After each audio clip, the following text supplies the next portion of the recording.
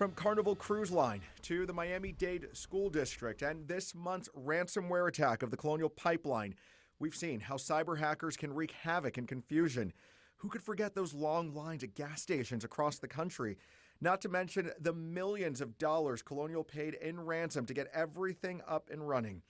FBI Assistant Special Agent Ronald Hopper didn't talk about any specific case, but told me ransomware attacks are widespread. We do see it targeting at schools, municipalities, cities, counties, hospitals, you name it. It's actually turning into a growing problem. So it's spiked. We've seen it spiking.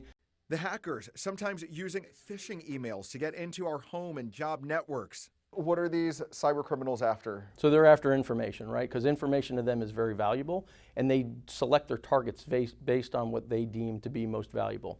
Schools and hospitals obviously are, not because they're large income producing entities, but they know that information is valuable. Valuable information that the hacker can hold hostage until they get payment, or they might sell it on the dark web where it's harder to trace their activity. In 2020, the FBI logged nearly 2,500 ransomware complaints that resulted in the loss of $29 million. Here in Florida, 207 victims collectively lost more than $1 million last year.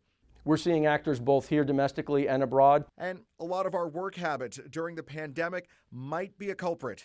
With the advent of people working from home, using remote desktop protocols more and more because they're trying to stay out of the office and distance because of COVID, we're seeing a lot more attacks. We have an old saying in the intelligence community, there are two kinds of organizations, those that have been hacked and those that don't know they've been hacked. And it's the latter that I lose sleep over. Ron Sanders is staff director for the Florida Center for Cybersecurity.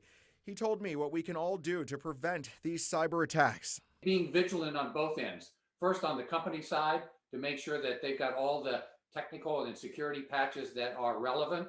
And then on the individual side, to make sure that you've done everything you can to protect your personally identifiable information.